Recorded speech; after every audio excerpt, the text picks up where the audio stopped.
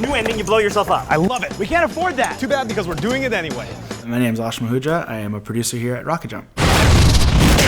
Okay, budgeting. It's a scary word, but end of the day, a budget is a creative tool, and it's something that will only help you create a plan to pull off your movie. What I always say, my main thing is to get the director what they want. So it's not about me being the money tyrant and saying, well, no, you can't do this, because I want them to be happy with the final product. I want to be proud of the final product. $900 for a day? We need to figure this out. So when reading the script, it's really important to talk with your director and get an idea of what they want.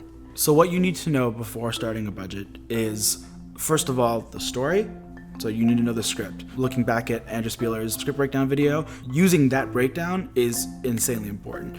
Knowing how many characters are in your scene, how many locations are in your story, how many different places you have to go to, how many wardrobe changes there are. All that is vital into creating this budget. Taking all that, the next step that you need to know is how much things cost. Knowing that is also really important because you can kind of just divvy up numbers, but if they don't mean something, then it doesn't really help you at all. And it doesn't necessarily be something you have to just know. It just means you have to do some due diligence. You have to do the research. So if you know in your script that there is a horse chase and you've never worked with horses before, like I had never worked with horses before, so I had no idea how much they cost. So I worked with our stunt coordinator to then call a horse wrangler and then worked with them on figuring out the numbers. So then I can go back and make a budget. Even if we're months away from filming that thing, I have an idea of what the numbers are.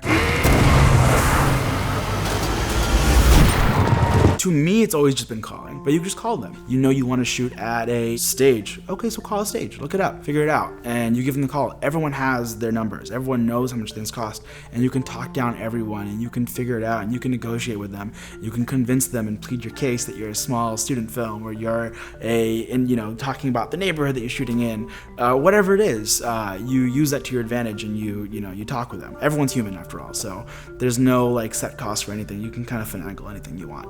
A budget is a very ebb and flow process. At the end of the day, it totals into this one sum number, but the money will be taken and given to different departments all the time. So if art needs more money and you agree that they need more money and it cannot be done without more money, that has to come from somewhere else. So maybe locations loses some money, maybe wardrobe loses some money, and it's the constant battle of trying to figure out who wins and unfortunately loses because it's a balance, and you have to know what the overall goal is to then make those decisions. And unfortunately, that's usually on my or the line producer's head to kind of figure that out and make that final decision.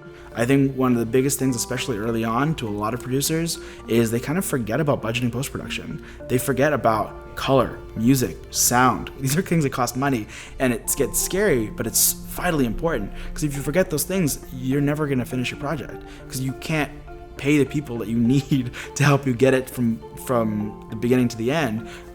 So it's important to include that in your beginning budget is how much does it cost to finish this project after I'm done.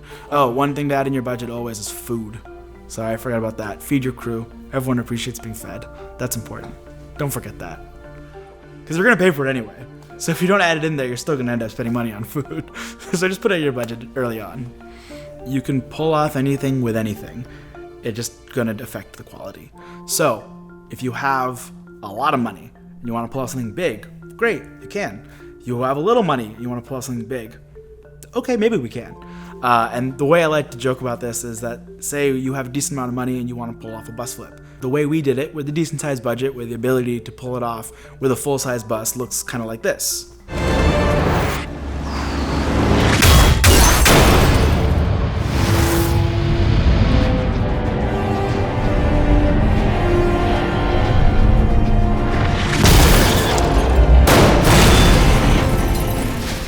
Now say you only had $20.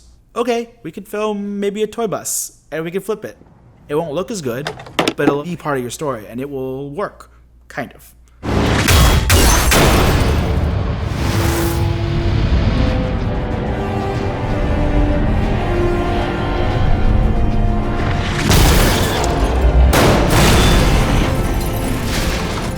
Now they're both technically bus flips. One just obviously is a little more realistic than the other. Does it serve your story the same way? Potentially. So it's up to you to decide if it's worth it or not. If you only had $20 but you still have this story, maybe you go make it anyway. or whatever it is you want to do, don't be scared off by your numbers. Just figure out a way to do it. Compromise and balance is the name of the game. You have to help everybody, and you want everybody to succeed because every part of the puzzle is equally important. There's no one department that is better or more important than the other, and we all rely on each other to make a successful project. So when it comes to compromises, it's really understanding what the needs are. You can't have a department compromise something that is vital. And it's being creative about figuring out how to pull something off, because it's not cut and dry. There is no equation to making a movie. You can do it however you want. You can do it with 2 people. You can do it with 40 people.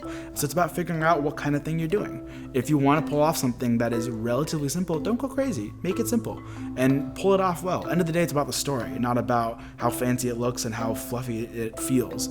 Make the story that's great.